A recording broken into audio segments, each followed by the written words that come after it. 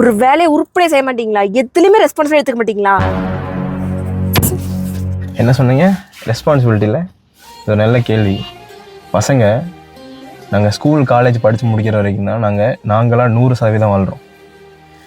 Once college முடிஞ்சிருச்சு அப்படின்னா பேரண்ட்ஸ்க்கு நல்ல பசங்களாக இருக்கணும் அப்படின்றக்காக சம்பளத்துக்காக வேலைக்கு பின்னாடி ஓடுறோம். அந்த ஓட்டத்தில் எங்களோட 25% நாங்கள் இழந்துடுறோம். அதுக்கப்புறம் கொஞ்சம் நல்ல கல்யாணம். அந்த கல்யாணம் முடிஞ்சதும் உங்களுக்கு ஒரு நல்ல ஹஸ்பண்டாகவும் எங்கள் அப்பா அம்மாவுக்கு ஒரு நல்ல பையனாகவும் வாழ்கிறதுல எங்களோட 50% நாங்கள் இழந்துடுறோம்.